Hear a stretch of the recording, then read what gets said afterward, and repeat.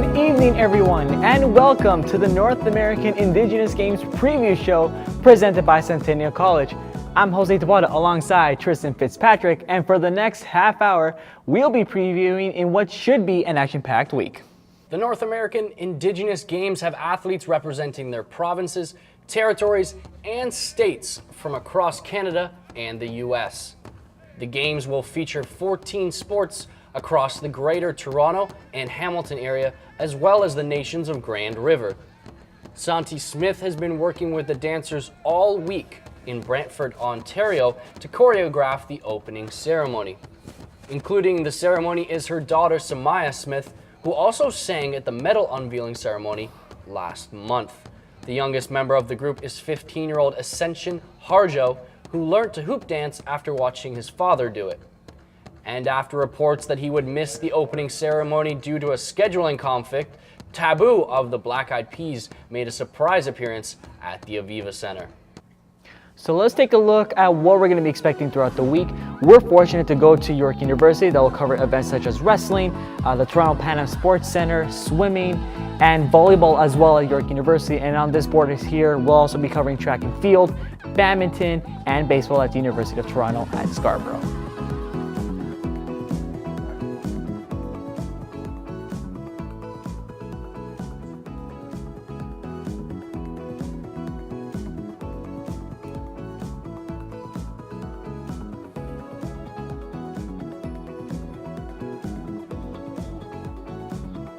Since the start of the games in 1990, one team has been dominant over the rest of the pack.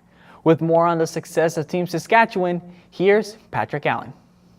The 10th North American Indigenous Games take place next week in Toronto, where representatives from 13 provinces and territories of Canada and 13 regions in the United States will represent their communities in 14 sports, including archery, wrestling, and lacrosse. Athletic powerhouse province Saskatchewan will look to regain their spot atop the medal standings after finishing second to British Columbia at the 2014 North American Indigenous Games.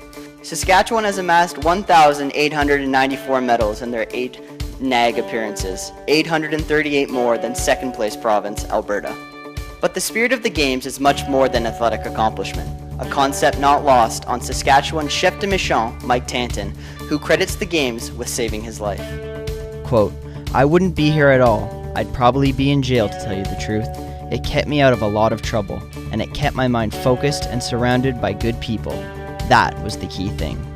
The 2017 North American Indigenous Games get started Monday. For Centennial Sports TV, I'm Patrick Allen.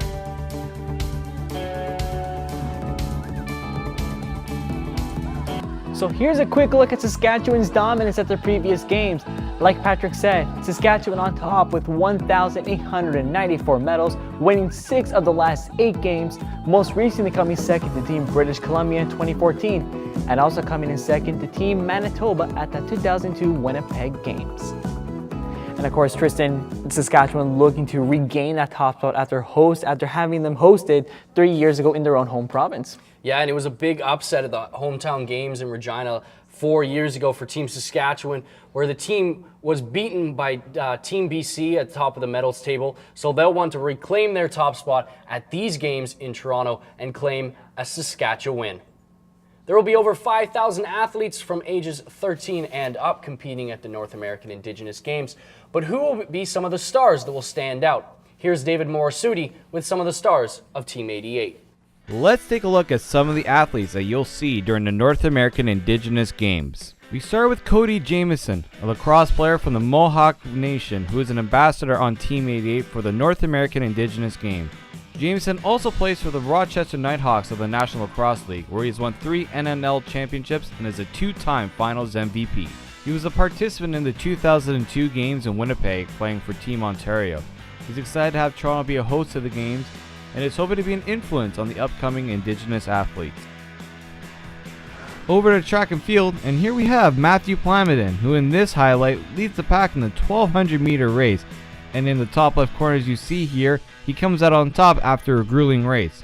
Over to his next race, the 2000 meter, here he is in the middle of the pack, but as you can see near the end of the race, he just completely gets away from the rest of the group and easily cruises into first. He'll be representing Team Ontario in the athletics, track and field events during the North American Indigenous Games, so he'll be one to keep an eye out for. Switching over to the hard court now as we focus on 21-year-old Quincy Sickles Jarvis. Playing for the Guelph Griffins, the 21-year-old possesses a great shot from beyond the arc and a strong drive to the basket. Currently in her senior year at Guelph University, Sickles Jarvis is grateful for the opportunity to continue to play at the post-secondary level. She was a part of Team Ontario at the 2014 Games in Regina and is thrilled to be back as a part of Team 88 for the 2017 editions of the Games in Toronto. And finally, here we have lacrosse player Nick Murray. Murray, a Victoria, BC native, is a strong attacker and hopes to play lacrosse professionally in the United States one day.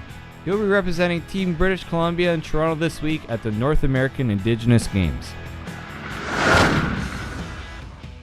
Despite not being a traditional Indigenous sport, basketball will be a key event with over 1,000 competitors at this year's North American Indigenous Games. We caught up with the 2014 gold medalist Quincy Sickles Jarvis. Centennial TV's Papa Orleans Minnow has more on the story. Thanks, Tristan. The 2017 North American Indigenous Games this year in Toronto is a cultural celebration that recognizes the past, lives in the present, and looks toward the future. The events are rooted in the rich history of the Indigenous people, with athletes showcasing their skill sets that trace back many generations, such as lacrosse, canoe, kayak, and 3D archery. However, the focus is not only on the past, but on bringing the culture into the present day. This is exemplified by including modern sports alongside the traditional ones. One of the major key events at this year's Games is basketball. This year's event will showcase some of the best male and female Indigenous talent across the continent. Over 1,000 basketball athletes will represent their communities in the 14 and under, 16 and under, and 19 and under categories taking place at York University throughout the week. One athlete in particular stands out as the embodiment of tradition and present success. Quincy Sickles Jarvis competed at the 2014 North American Indigenous Games in Regina, and along with her teammates, ended up topping the podium in the basketball event. A member of the Oneida Nation of the Thames, she grew up in London, Ontario, and credits her Indigenous high school basketball coach, as well as her grandmother, for her success. She had this to say, and I quote, "You put so many hours, you put your blood, sweat, and tears into the sport. It was an added bonus that I got to represent my province on a bigger stage, and that it had a special connection to my culture." She was initially hesitant as she grew up off the reserve and was not sure she would be accepted by the Indigenous community. However, the 5'9" forward received tremendous support, with a community fundraiser paying for her way to Regina and back. It was at these games that she was scouted to play collegiate ball and eventually earned an athletic scholarship at the University of Guelph, where she currently plays. Reporting for Centennial TV, I'm Papa Minnow. For one Team 88 athlete, volleyball has become more than just a sport. It's part of the community. This applies to Team Eastern Door and the North athlete Bailey Thomas, whose volleyball roots were introduced by her grandmother. Our own Emma Mason caught up with Thomas to discuss her history with the game. So being from a sports family, with your mother being a swimmer and your grandmother playing and coaching volleyball, what does it mean for you to follow in their footsteps?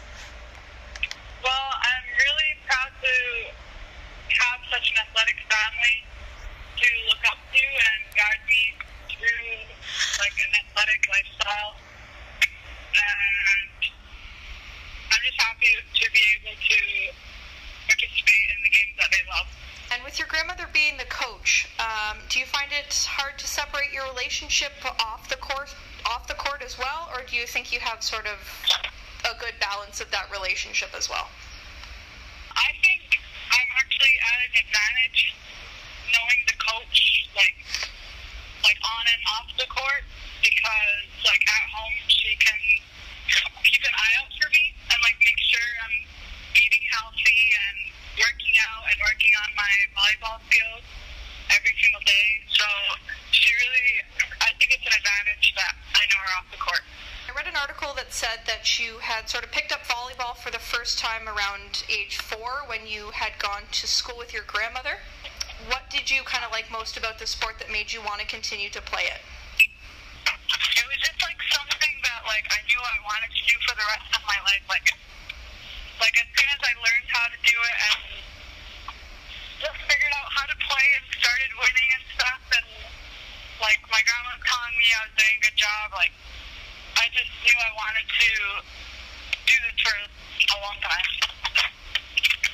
to quite a few games with your grandmother, and you've also competed at the games in 2014. So what are you most looking forward to this time around? We're still hoping to medal because last time we didn't get to medal, even though the competition was pretty even. Like, all of our games went to like 4 or 5 matches to settle the score. And coming up, we're going to talk about Team 88's role in reconciliation and celebrating the culture of Indigenous people on the North American Indigenous Games preview show presented by Centennial College.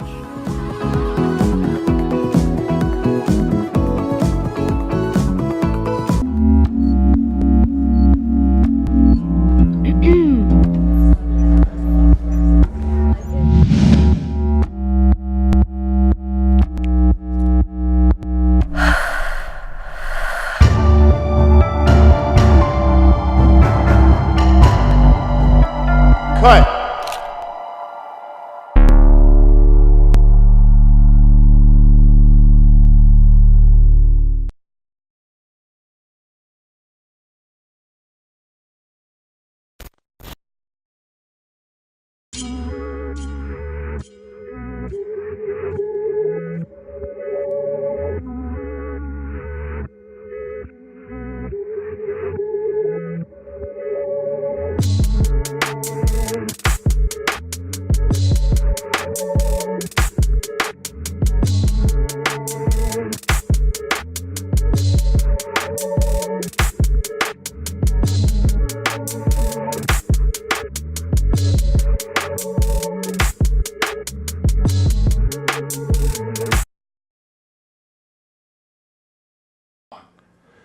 The Centennial Sports Journalism program strives to create, produce, and deliver exceptional coverage of the North American Indigenous Games this summer, running from July 16th to 23rd. We aim to shine a light on the largest continental sporting and cultural gathering of Indigenous peoples and take the utmost care in capturing the triumphs and achievements of Indigenous communities in the face of adversity. These games recognize the past while looking towards the future, and we are dedicated to bringing the abundance of inspiring stories to the world as journalists. Reporting from the North American Indigenous Games at Centennial College in Toronto, I'm Pat Stuthers for Centennial Sports TV.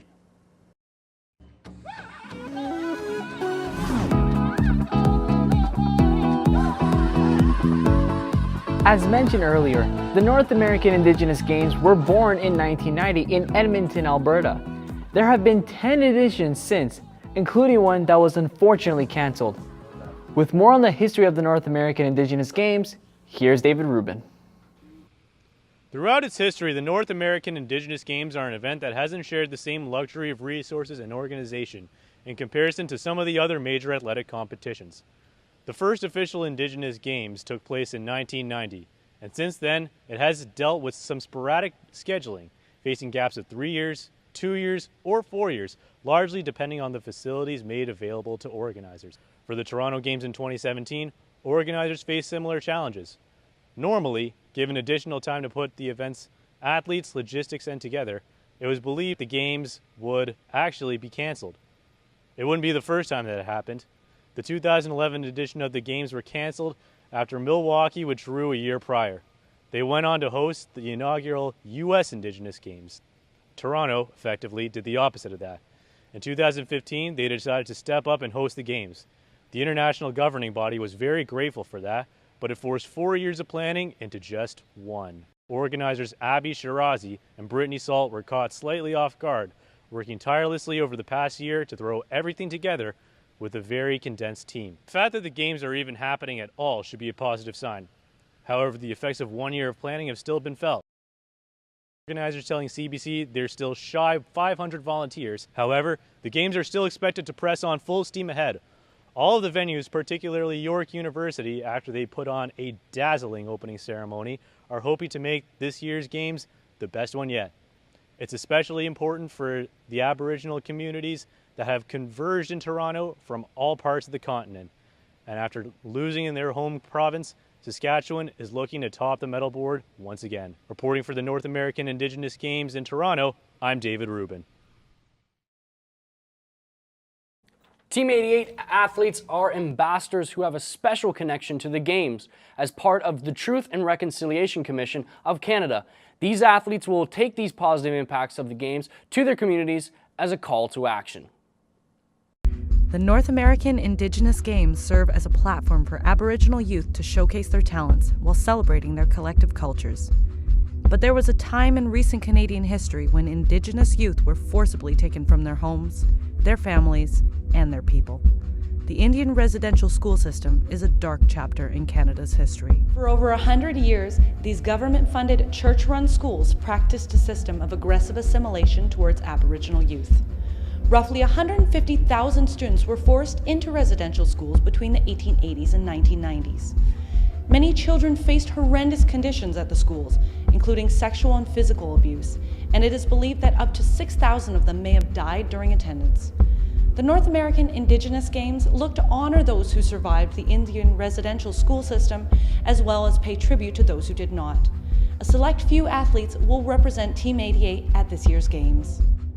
88 success stories, so 88 stories of success. That's on our website right now. It's part of the Truth and Reconciliation Commission's charge to invest into the next generation of Indigenous athletes. We've started this campaign. Point number 88 on the TRC specifically speaks to the investment in youth and in sport, and so that's part of the legacy of this game.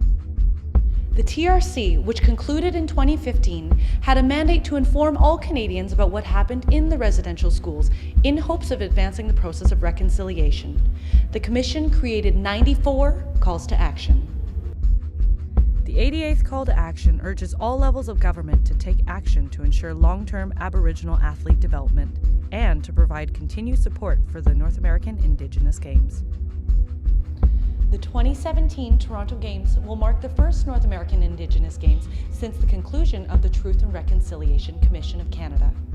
The Games aim to serve as a celebration of past, present, and future. Team 88 connects a dark past with the present and hopefully to a brighter future. Reporting on the North American Indigenous Games in Toronto, I'm Jessica Ng for Centennial Sports.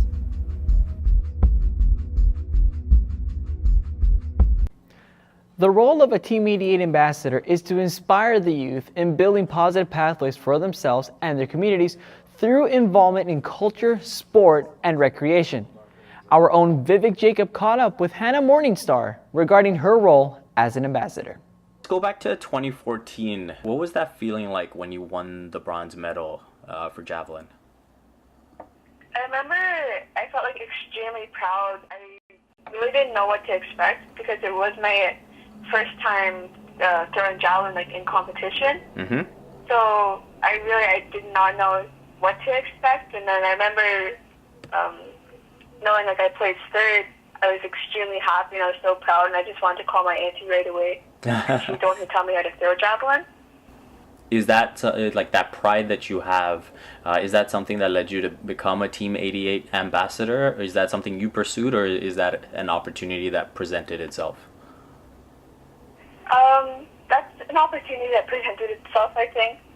Okay. When I did the photo shoot for them, they ended up asking for our stories afterwards. Mm-hmm. And then I guess what my story talks about or how my lifestyle is, it's sports and culture. And then when you look at Team 88, that's it's a large aspect of Team 88 actually. It's sports and culture. And so that's a lot of what my story talks about and who I am. What kind of things or events have you been able to participate in since taking on that role? So I'm one of the faces of MEG actually. Yep. And I've done some speaking out, I guess, even in the CBC downtown Toronto. Mm-hmm. I actually got to announce Team 88 as a legacy campaign for the games. So that was pretty cool. I guess one of the biggest things that has happened for me is to be able a positive role model for the youth in my community, and really just it has shaped me as who I am, and just really gave me this opportunity to be a good role model. Absolutely young and of course inspiring in such a role that she has at these games, Tristan. Yeah, it's amazing, and she has so much maturity for a 15-year-old, and you can see she's had such pride in representing Team 88. When you're watching her events this week, look for her hair. She said in the past when she's competing, her good luck charm is wearing a braid. Yeah. And straight ahead is a special story on how the Jays Care Foundation is helping Indigenous communities in Northern Ontario through sports on the North American Indigenous Games preview show presented by Centennial College.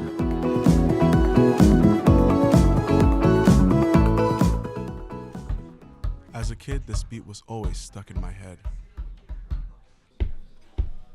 I would practice it anywhere I could, whenever I could. I was able to bring the beat to life.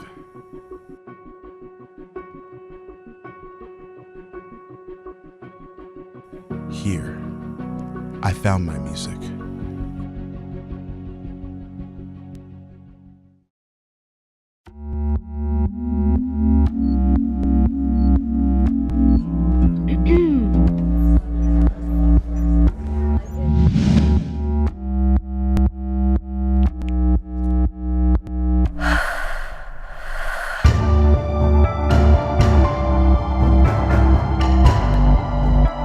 Cut!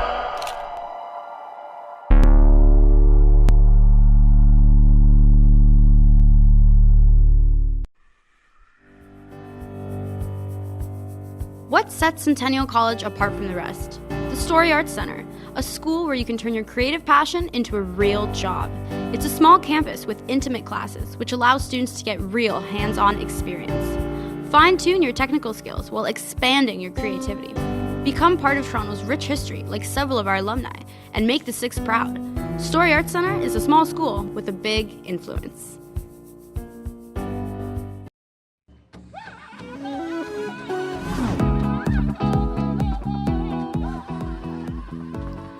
As you all know, we're Centennial students. We've come together to help bring you this event. But what does that mean to the school itself? Our own Michael Alessandrini speaks to Barry Wade and the Dean of the Story Arts Center campus, Nate Horowitz, on the significance of the school's participation. Yeah, so I think that this was a really great opportunity for an event that was happening in the city that probably wouldn't get as much media coverage necessarily as a larger scale event such as potentially the Pan Am Games. So what we see this as an opportunity not only to give students in the sports journalism program an exceptional opportunity to cover a multi-sport games, but also to become involved in helping bring attention and awareness to the Indigenous game. This is now taking a larger form, and it's drawing all the Indigenous peoples in North America together in a way that makes a lot of sense throughout the Southern Ontario region as the host. So I think really this is very important to reflect the fact that historically Indigenous peoples always have been very competitive in their sports.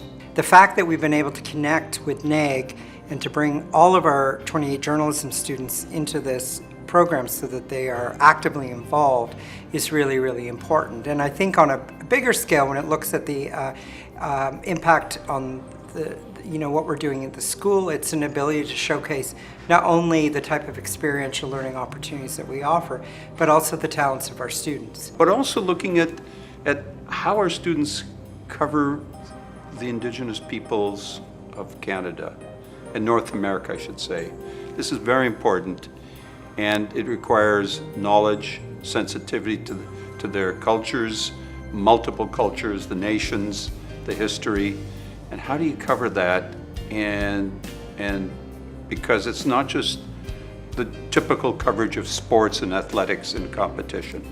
I think that we'll be able to shine a light on the value that these games will bring around issues of self-esteem and awareness about, as Nate mentioned, about some of the traditions, the traditional sports, kind of help break that stereotype that sports began with hockey in Canada in the late 1800s, and really that Canada through our First Nations has a huge and long tradition of sports and games, which some of which are going to be showcased at NAG.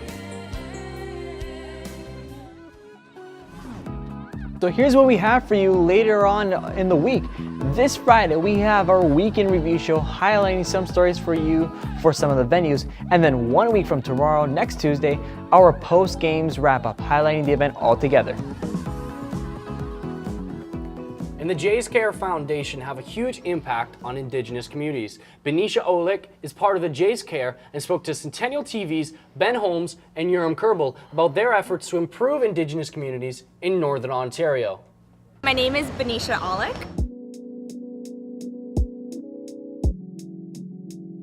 I'm a First Nation Rookie League champ and I work for the Toronto Blue Jays with the Blue Jays Care Foundation. We've been to communities all over Kenora as well as Beausoleil and Cat Lake, which is way up north. A lot of the communities are fly-ins, so we need 3 planes to get to them.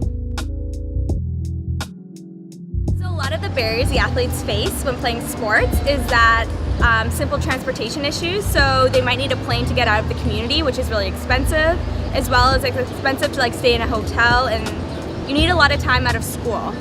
The athletes with the most skill are probably the teenagers, and I'd say they're as good as any elite high school athlete in the city.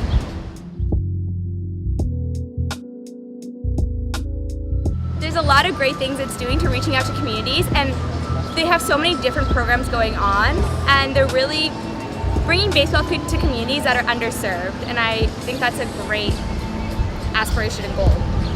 So outside of baseball, we really have an emphasis on focusing on life skills. So at Jays Care, we use baseball as a gateway to promote life skills such as confidence, enhanced peer relations. We work on teamwork.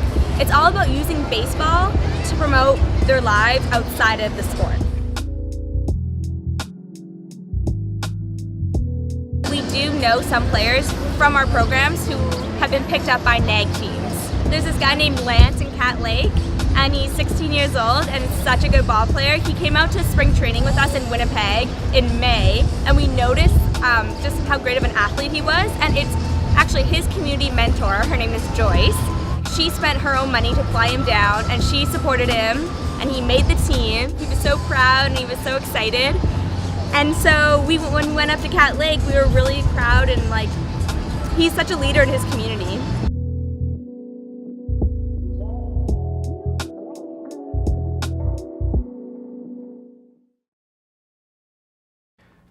Well, Tristan, we're almost at the end of our show, and of course, we have a great week to look ahead. We're going to the Pan Am Pool, but is there anything that you're looking forward to in the week? Yeah, I mean, we've talked about so many things, but I'm really looking forward to seeing Hannah Morningstar at the games. She is on her way to becoming a superstar. Absolutely. She's got such a bright future ahead of her. She got a bronze medal in Regina at the last games. It could mean gold this time. And it'll be interesting to see if Mike Taunton and Team Saskatchewan can continue their dominance and pull out that Saskatchewan. And just before we go, here's a look at Deboe. Deboe the turtle is the official mascot of the 2017 North American Indigenous Games. The mascot was designed by 14-year-old Anton of Deer Lake, Ontario. The turtle is an important Indigenous symbol as it was believed to be present during Earth's creation and is thought to carry life's teachings on its back. Deboe is Anishinaabe, meaning one who speaks the truth. And that is all the time that we have. Enjoy the 2017 North American Indigenous Games, everybody. For Tristan Fitzpatrick, I'm Jose Taboada. Thanks for watching and take care.